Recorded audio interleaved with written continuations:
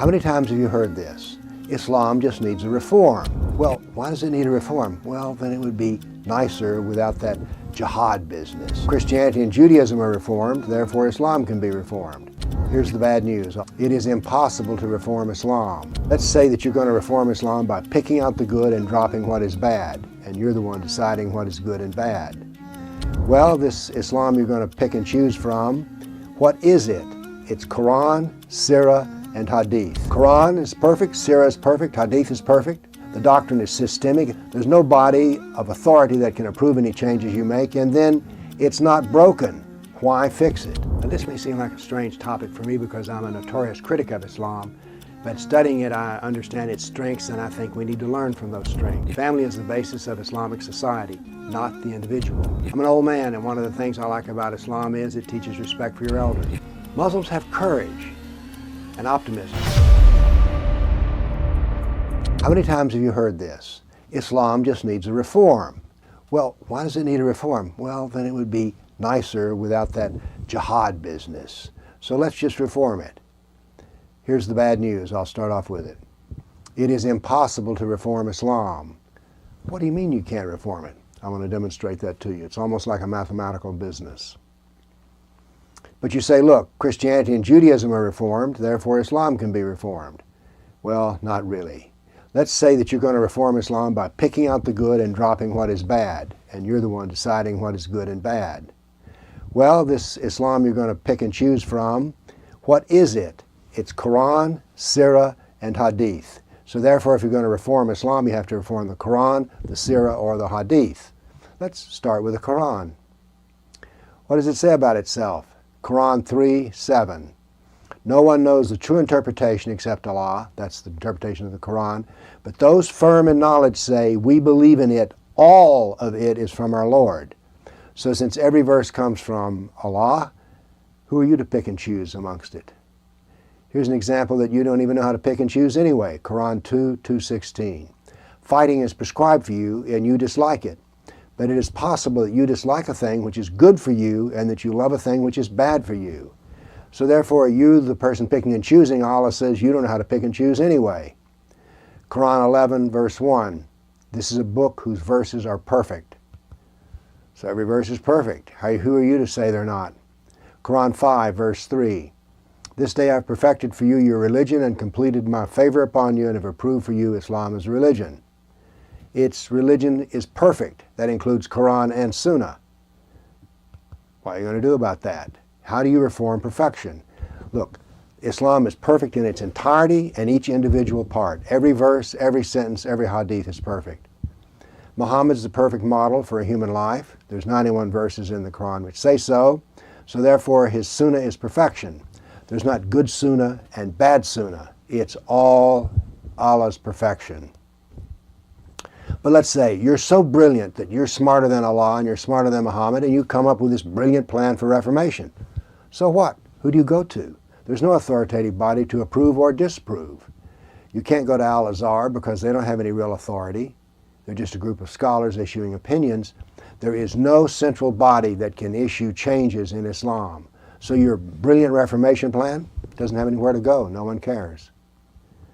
Now look, you say we need to reform Islam because it will make Islam, whatever we mean by this, nice. So the part you want to remove is jihad.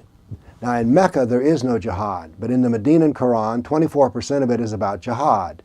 Bukhari's Hadith, 21% are about jihad, and the Sirah, his life, is 67%, 2/3. This is not a verse or two. This is a systemic problem. It is a doctrine that you need to change, and you can't change it with a sentence or a verse or two. Islam is not what a Muslim says, it's what Muhammad says. So therefore you can't go to ask some Muslim, well, here's what I think a reformation would be, and he'd go, oh, I think you're right. There's 1.5 billion Muslims, so which one are you going to ask to approve of your plan for reformation? Whereas when we quote Muhammad, it is objective. Now look, we've all met nice, pleasant Muslims, and so we say, well look, if Muslims are nice, there is a nice Islam they're following. No, they're not following all of Islam. They're just practicing the Islam that's found in Mecca, not Medina. Nice Muslims cannot condemn or say Medina is wrong, they just don't practice it. But that's not reforming, it's just not doing what it says. Now remember this too. Muhammad was a failure until he came up with jihad. His career, 13 years in Mecca, preaching the religion of Islam, no jihad, but only 150 followers, about 10 a year. Then when he turned to jihad in politics, he was an overwhelming success. So the part that you might like to take out is the successful part. Now let's face another problem. Why are you trying to fix what is not broken? Islam is overwhelmingly successful in Europe, Brazil, Central America, United States, and Canada. They don't need to fix anything. It's working like a fine Swiss watch. Look, you ever notice something about these reformer people? They're apologists for Islam, or they're a member of an insignificant group of Muslims. They just simply don't count. So let's go over it again. Quran is perfect, Sirah is perfect, Hadith is perfect. You can't reform them. The doctrine is systemic. It's not just a little bitty tweak here or there.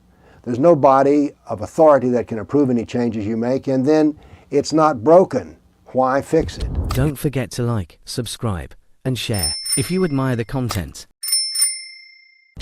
So these are the reasons that Islam cannot be reformed. I don't care how nice the person is who says it can be. Now this may seem like a strange topic for me because I'm a notorious critic of Islam, but studying it I understand its strengths, and I think we need to learn from those strengths. Don't denigrate your enemy if he's strong enough to oppose you.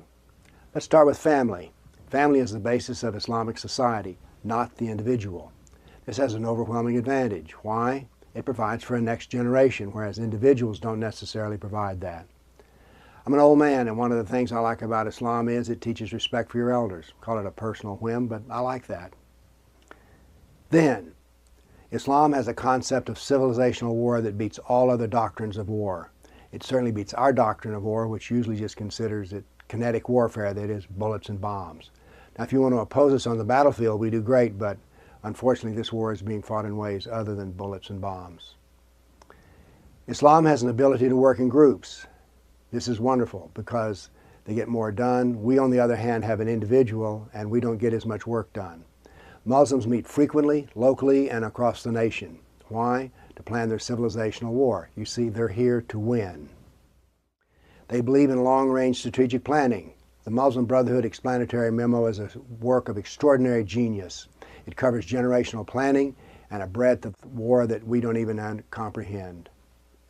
Take this as an example, General Stanley McChrystal's battle plans in Afghanistan. There's no mention of Islam, no mention of jihad, and no mention of Muslims. Well, good luck on making that work in a country like Afghanistan. Now let's talk about textbooks. They're also used in civilizational war. In the 7th grade in Tennessee, you will learn that Islam was the golden age, was the high point of civilization, that women were given their rights first by Islam, the first constitution came from Islam, and that Islam cares for the Jew and the Christian and takes care of them. These things are only at best half true, but little Tennesseans will grow up believing this. Then we have Sharia finance, a brilliant plan where money is taken from our civilization and put into the civilizational war to tear us down. If you're an individual and want to do what I do, good luck on getting any money. But if you're a Muslim and want to do what I do, money will be there. If I were a Muslim and decided to run for the Congress of the United States, I would have all the money I needed. I sat in a mosque in Southern California and watched as $20,000 was raised from about 50 people. And it was for the stated purpose of civilizational war, lawfare. They were generous. They're quite generous. You see, Muslims want to win, and we just want a tie. We want everybody to like us. Go to a bridge building event inside the religious community and you'll discover that the rabbis and the Christian clergy, they're there just to be nice and pleasant, whereas the imam is there to score points. He knows Christianity and he knows Judaism, and he uses that knowledge well.